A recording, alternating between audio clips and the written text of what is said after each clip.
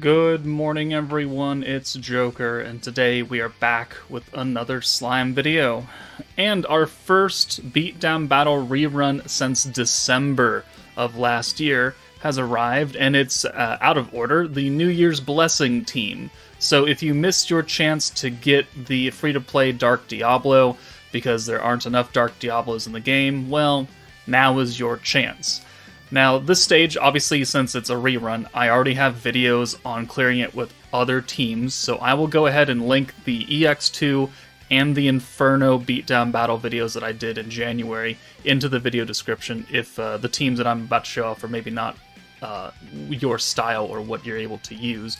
But today, we're going to be going into EX2 because, you know, if you didn't get the dupes, then this is your chance. EX2 is not overly difficult, quote-unquote. 654k HP. We were coming off a Beatdown battle that has 4 million in Inferno, so definitely a drop in the hat.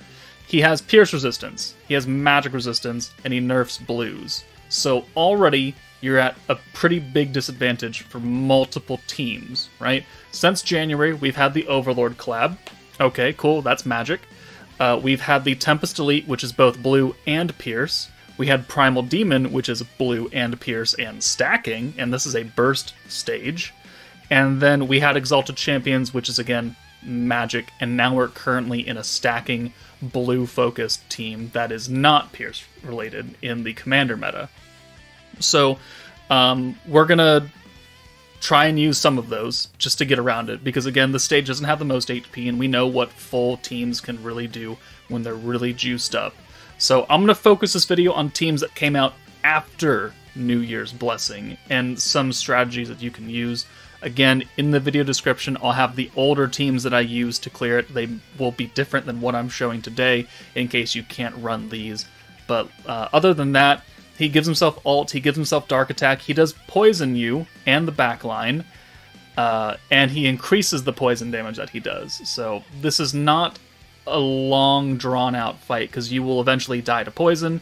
He gives himself defense, and I believe on the end of turn 5, he seals magic changing skills. So you can't orb change, you can't rewind. So this is how he got around stacking teams, is by just making it so you can't orb change.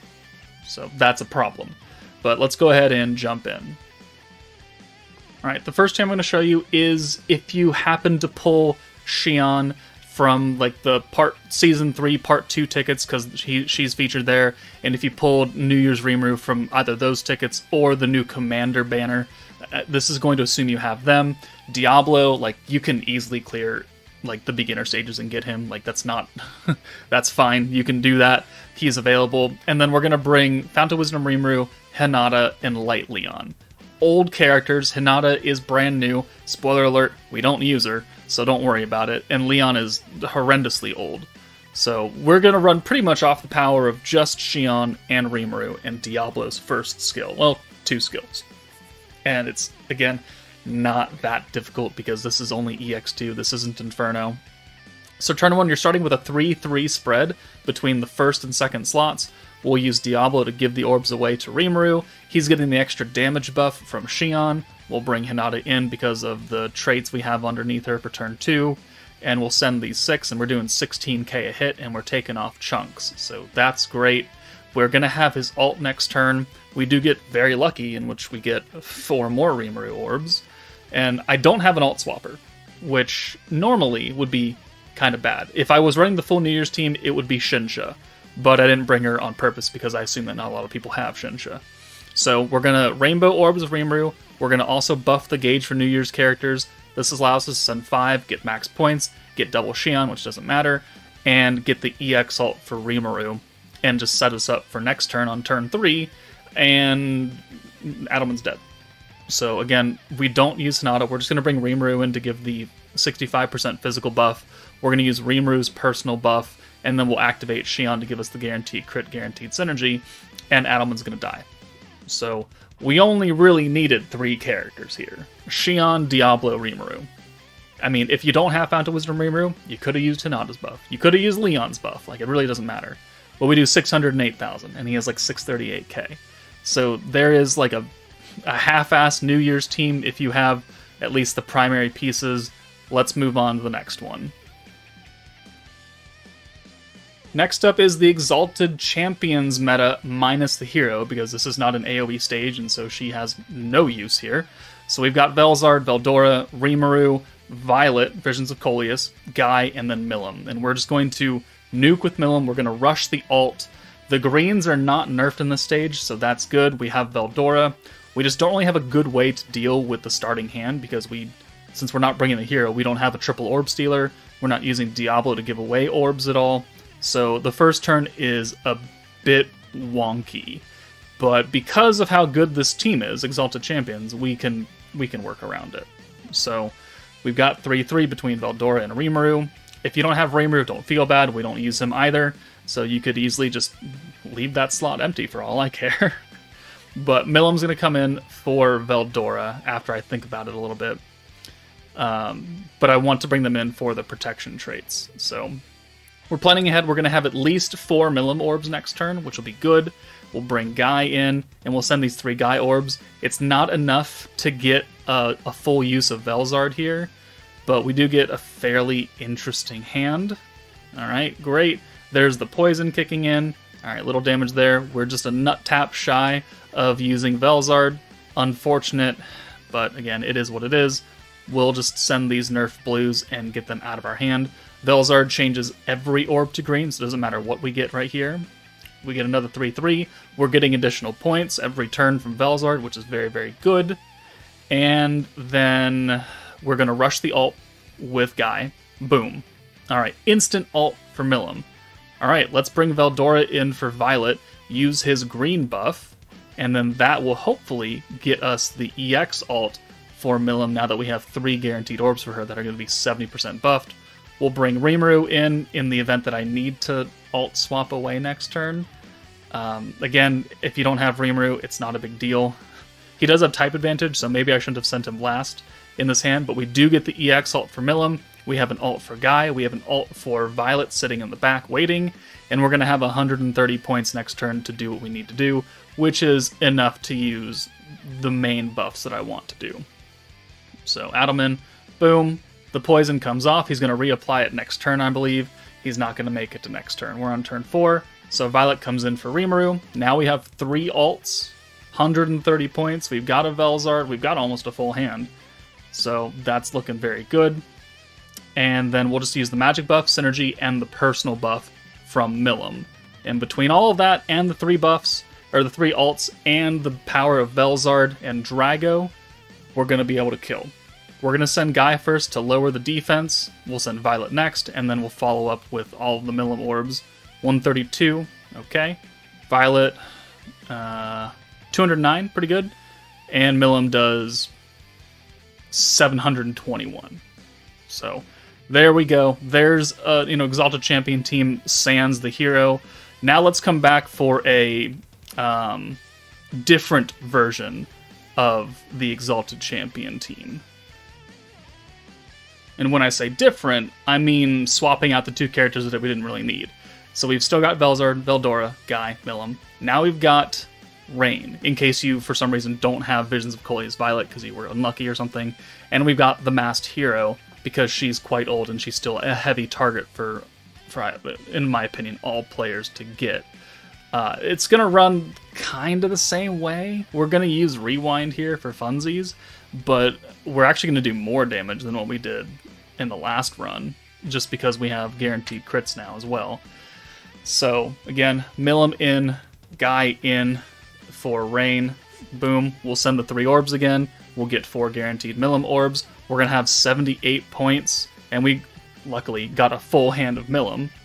Now, I don't expect you to get that same RNG, but in case you do, then you can do this, and we can just rewind here. We can alt rush. That's all of our points right there. We got a full hand of Milim, so we're going to get the EX ult just pretty much for free here. Boom. And then she can go away. Or she doesn't have to, and we can just leave her here and send it.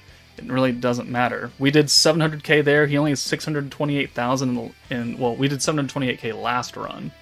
The rewind kicks in. We've got a Velzard now. I don't really want to use anything here, but we're going to bring Rain. because she's got very cheap buffs. And right now, because it's only turn 2, Rain's magic buff is 40% instead of 20. So we're going to use that. And then we'll also use the Rain buff, because we don't have 25 points to use Velzard. Or, not Veldora, sorry. But we do have 19, which means we can use Rain's 15-point buff. And then swap Milim out. So she's got, her EX ult, she's got the 40% magic on. We'll send this. This will get us Velzard and max points. So we'll have 130 next turn on turn 3. And then we'll be able to nuke with Milim's buff, Guy's buff, and then the hero guaranteed crit as well. And again, like, you don't need Champion Rimuru, you don't need the hero, you don't need Visions of Coleus Violet, you just need someone that can help Milim do more damage, whoever that may be. And as long as you can build a reasonable team around it and make it run objectively, you should be able to clear this fight. And a lot of people should have this Exalted Champions team, unless you literally just started like this month and you weren't around for the 2.5 anniversary. But we're going to use everything, plus the free ult for Milim, on the really, really weird off chance that we don't actually kill here, which we do. But we're going to send everything again. Guy first to lower the defense, 89k there. The hero, inconsequential, whatever, 30k, yeah, great. And then Milim does 830k. Even more damage than what we did last time. And in one less turn. So, if you don't have the full Exalted Champions team, don't worry about it. You can make some substitutions here and there. It's going to be pretty dependent on your box, though. Alright, the next team is the Overlord team. Rimuru, Nabe, Shizu, Ainz. We've got Dark Milim here for the ult buff and the extra attack buff for Ainz. And then we brought Bride Shuna for that triple orb steal on turn 1, so we can kind of make this work a little bit easier. Again, greens are not nerfed here, so we've got 2 orb changers in both Milim and Nabe. Technically, we could use Shuna again if we really need to, but we don't. She's really just here for turn 1, and that's it. We don't even use her to attack, even though she has type advantage. So we put Shuna in the first slot. We're going to go with Steel. We're going to bring Ainz in, and we're going to bring Shizu in for protection traits and everything. And while this is a stacking team, I do believe we have enough damage output to take out 600k HP in 5 turns or so. So we do have an alt swapper as well now, so the team will run a little bit easier than some other stacking teams that would not do very well, especially if they're blue focused. So here, we've got an Ainz ult, but we only have 60 points. So we're going to go ahead and use Rimuru now, and then we're actually going to send Ainz away, and we'll pull in that blue orb, and then we can just use Nabe to fully convert. So right here, we're looking, and I got to make the decision. So Nabe's going to come in for Ainz because he has all those orbs. It'll guarantee that those 2 oranges are Nabe, so we can use the blue convert, boom, take care of the Milims, and then the special convert to take care of the Nabe skills. And we'll go ahead and send this. And we'll actually send Nabe last because, again, she is light, so she'll have type advantage at least. So, yeah, 44. I mean, she's doing less than Milim anyways, but whatever. But now we have 150 points. Now we can use some skills.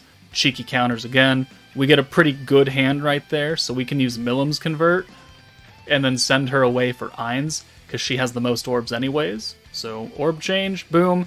And then we just have 2 blues, which is actually 1 blue when Ainz comes in. And then we can use the alt swap, we can use Despair, and then we could reset with Rimuru, and then use the blue convert, and get a full hand of greens. And we're only on turn 3. This should get the Ainz EX ult, because we've got 3 orbs, and we already have more than 1.5, or 1 gauge of ult anyways. So, boom. 1, 2, 3, 4, 5, and 6. EX ult, 200 skill points. We're still looking pretty good. I wasn't sure how much we were going to do, so I'm going to stall another turn just in case, I believe. And then we'll send the ult actually on turn 5. So alt swap away, another stack of Despair. We can use Nabe to convert again. And then we have enough points, right? So we're actually going to use the Ainz crit buff now, just to do some extra damage. Just because, if you aren't fully geared up like my units are, you will do less damage. So it's better to get as much damage as you can out early while you have points and you're going to make it all back anyways. And just to, whittle his health down even more. So Ainz now has the magic buff and guaranteed crits. 35k is okay damage. But now we're really set. We've got 2 stacks of Rimuru. We've got enough points to reliably nuke with everything. So we will use Shizu's buff, which weakness strike doesn't really matter here. But the alt resistance down certainly does. That's what's really counting in. We'll bring Dark Milim in. She's giving 70% alt and 25% attack to Ainz. Another stack of Despair, and then the guaranteed crits and magic buff for Ainz. And then we'll use 2 stacks of Rimuru. Another 20% dark attack for Ainz, and then we'll go ahead and send it. And that will be the show for Overlord. Now, of course, not everyone has Overlord. It's a collab team. It's never coming back. It was only around for a month in February. So if you don't have it, then disregard this clip. But we do 560k there. More than enough damage considering how much we've already done to him in 5 turns. But notice that we're not going past turn 5, because that's when our magic skills start to get sealed, and that's when things get a little hairy for a stacking team. Alright, and there are 4 teams that have come out after the New Year's Blessing meta has started, and that can clear at least EX2 to get you that final dupe of Diablo. Inferno 3 has other things going on. You can just refer back to the Inferno 3 video that, again, will be in the video description if you really want to take those on. I do not know if any of these teams I used today are capable of taking out Adelman at Inferno 3's level, 1.6 million. No one was doing 1 million damage on these runs, and he's going to be even stronger there. So, I mean, if you want to try it and let me know if, like, Exalted Champions can do it, then please be my guest. But I'm going to tailor this video for people that just want Diablo, and then they just want to get out. So, again, 4 teams, plus the previous videos. Let me know what you guys think, but that's it for me. Take it easy, guys, and I'll see you all later.